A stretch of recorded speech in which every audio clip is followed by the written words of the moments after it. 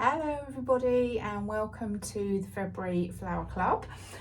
This month you have a lovely bunch of brightly coloured blooms, and for those of you that didn't get Valentine's flowers yesterday, I've included a pop of red as well. So I'm going to show you how to do an arrangement in what we call a carafe vase. So a carafe vase is a vase that is wider at the bottom and has a narrower neck and then flares out slightly at the top, so a bit like a wine carafe, which you could also use as a vase. You know me, I'll use everything as a vase. And the benefit of using a vase like this is the bottom of your stems will splay, so that you at the bottom and again at the top, whilst being held here where the neck narrows slightly. And the effect that gives is it gives you a bigger looking arrangement. If you're using a cylinder vase, for example, everything just goes straight, everything just sits straight, whereas if you've got a vase like this, it allows things to spread further out and sit at an angle. So this particular one, it's from a company called Garden Trading, and if you have a look online, they've got lots of home and garden bits at very reasonable price. So I'm going to arrange in this one today. I'm not going to do anything too technical. I'm a bit worn out from Valentine's, if I'm honest, but obviously in lots of other videos there's lots of different ideas, but I'm just going to show you a quick and easy way of arranging in a vase without having to do a hand-tied spiral. So what you've got in this month's bunch, first of all, you've got some forsythia stems. So this these buds here will come out in a lovely soft yellow. They're great for adding structure to an arrangement. If you've got some pots with bulbs and things in, you can also cut them and stick them in. And as long as they've got some moisture and some light, they will come into flower. I've actually got one in a pot at home, which has also started to root, so you could even make your own forsythia bush. So you've got 3 lovely long stems of those. Obviously, if you're arranging in a shorter vase, you can cut these in half and double the amount that you've got. Also got some of these gorgeous stocks. So these are very long stemmed, and they smell absolutely amazing. Now I'm going to strip any leaves that will fall below the water line. I've given the vase a good scrub and put some water in there and added a sachet of flower food, which will help keep your flowers fresher for much longer. I'm going to leave a few at the top here just to add some extra interest to the arrangement. So you've got 3 of these, and with these you can just literally run your hand down and take the leaves off. So they're ready. Obviously they're a lot taller than my vase, so the proportions aren't correct at the moment, but we will trim these down. Foliage wise, we've got some lovely hard ruscus stems here. So these are pretty bulletproof, really. They last for ages, so once this arrangement starts going over, you can just buy a bunch of flowers maybe from your supermarket just to pop them in. But these are a great source of foliage and greenery. We've got some gorgeous lilac colour Lisianthus. Again, these are a lovely option. We use these fairly regularly actually in Flower Club, because they come in all sorts of different colours, but they have so much interest to them. So you've got your full flowers, you've got buds that are coloured that are just coming into flower, and you've got the green small buds as well. So lots of different textures and sizes and colours. So always a very good one to use if you are making bouquets and arrangements. So you've got some of those. Again, you can split them down if you are using shorter vases. And then rose wise, I've popped some Dominica rose. These are a spray red rose. They're not quite as bright red and in your face as some roses can be, but they're just a nice little contrast, nice little pop of colour. You can also put these into bud vases if you're doing maybe a tablescape. Spray roses work really well for those. And again, you've got a mixture of sort of flowers that are just about to burst open, some that are in bud and some that are green. So again, nice lot of texture and interest in the stems. So that's what we've got for this month.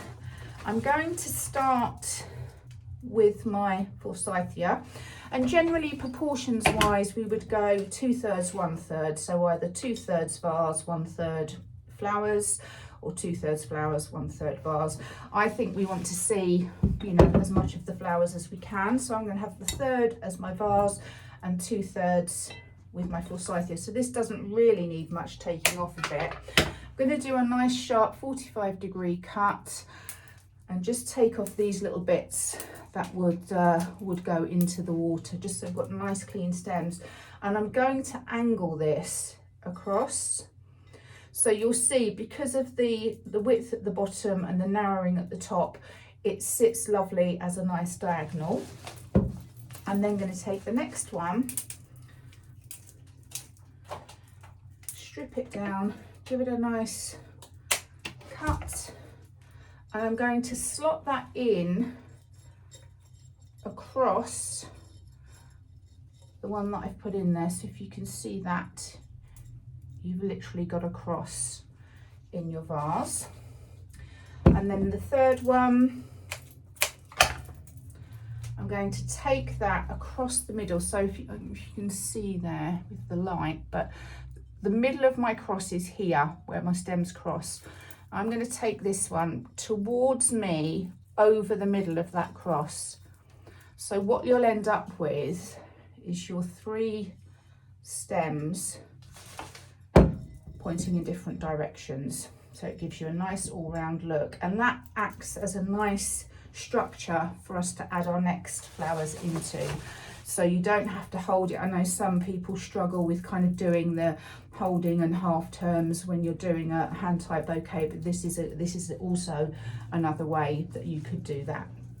I'm now going to go in with my stalks, because these are quite fleshy, quite heavy. I'm going to pop these in next. I'm going to bring them down slightly lower than the forsythia, because I think with the forsythia, once these start opening up, it's really nice to add that little bit of delicate at the top.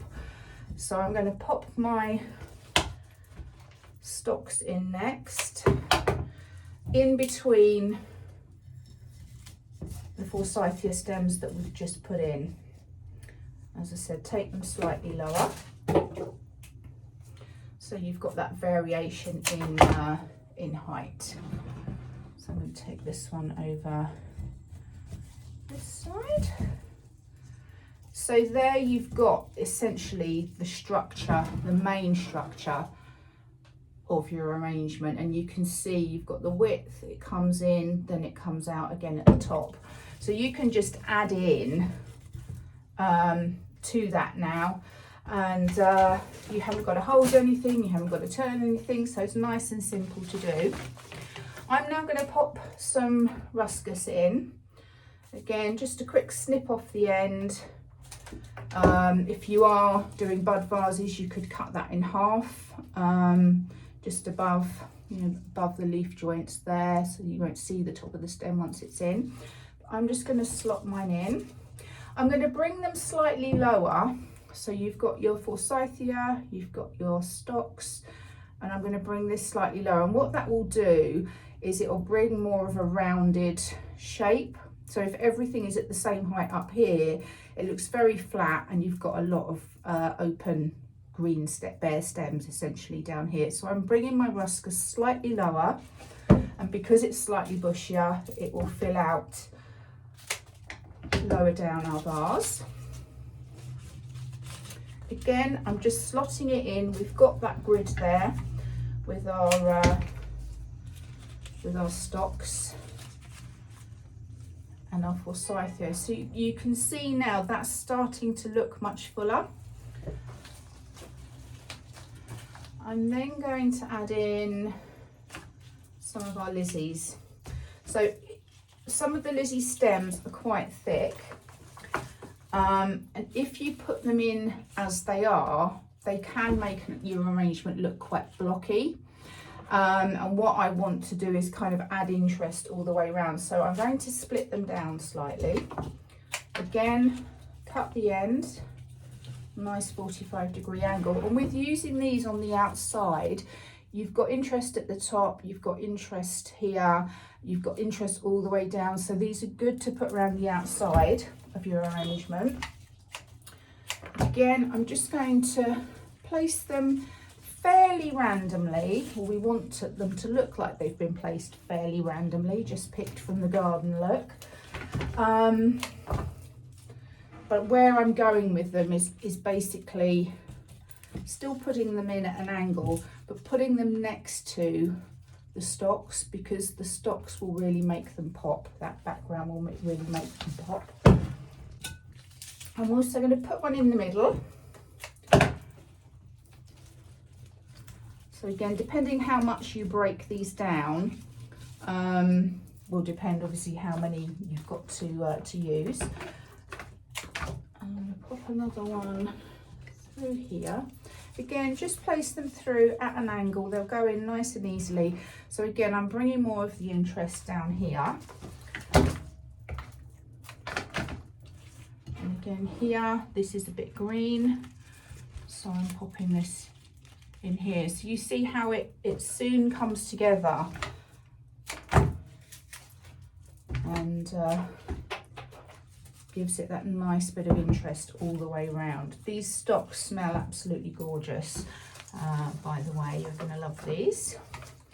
Now I'm going to go in with my pop of spray roses. Now yours are a bit fuller than mine. I give you all the nice ones and I keep the ones that aren't quite so, you know, many flowers on them. And you can see here where they've been picked by the growers and the flowers at the top have been cut off. So I just tend to just, snip the right one, Catherine. Snip these little bits off, just because they're not really doing anything. They look a little bit ugly. And if some of your roses are opening, you'll see you may have some guard petals. So the guard petals are exactly that, really. They protect the flower while it's developing and before it opens. So sometimes you can leave them on if you want to, but I tend to take them off because then you get a nice solid colour underneath. So here, for example, these ones look a little bit unsightly, so I'm just going to pick those off. When you get your stems from, for example, from the supermarket, good way to tell if they're fresh and they've been nicely looked after is to check the bottom of the stem. So most imported flowers will come over with the stems cut straight across the bottom, and the bottom of the stem will have started to seal. So I don't know if you've noticed, sort of, if you buy a flower, say in the supermarket, sometimes you can get them, and when you get them home and unpack them, the top of the stem is a bit bendy. That's because it isn't hydrated enough. So it means the bottom is sealed, and therefore the water can't get up to the top of the stem and the head, and that will reduce the vase life. So whenever you buy flowers, always cut across the bottom. I mean, these ones I've done for you when I conditioned them yesterday, but if you check the bottoms whenever you're buying flowers, you can tell how fresh they are by doing that. Top tip there. But as florists, we will always condition our flowers as soon as they come in, usually overnight, just so that they're fully hydrated when we use them to send them out in bouquets. So again, I'm just dotting these through my vase. And this neck is a little bit narrow for this arrangement, but it's just really just to give you some ideas of how you can style with your flowers. And that is now nice and tight in there, that arrangement. It's crisscross, everything's in place, it's not going anywhere, it's not going to fall over or you know, flop or anything. And you could even lift that out and you've got a bouquet there if you wanted to put it into a different vase once you've finished. This is a good way, as I say, of making that hand-tied bouquet look, all you need to just check is just that you're following the right spiral when you're putting your stems in. So if you wanted to make a hand-tied bouquet, spiraled bouquet, you could always do it in a small vase like that, tie it, and then pop it into a bigger vase. Now I'm not going to let that go because otherwise everything's going to flop out to the sides. But if you want to get that effect, but you find it tricky to do a hand-tied bouquet, this is a great way of doing it. But I'm going to put this, we've got a little narrow space in the shop, so I'm going to put these out in there. And in terms of maintenance, as always, make sure your water is clean, your vase is clean. When you change the water in your vase, just give it a wash round with a brush, because generally you'll find it starts to get a bit of a slimy film on the inside, and that is bacteria. So if you're changing the water, just make sure you give the vase a little brush round. I've got a little pot of brushes under the sink at home that I just use on the vases. For this type of vase, there's nothing particularly fancy you need to use. You could use, this is a great vase brush, and if you've got bud vases or narrow vases, these bottle brushes are brilliant as well. So it really helps clean the vases and make sure that you don't have that build-up of bacteria, and obviously prolongs the life of your flowers, whatever flowers you have. So I hope that was helpful, and I hope you enjoy this month's flowers, and I will catch up with you next month. Take care. Bye bye.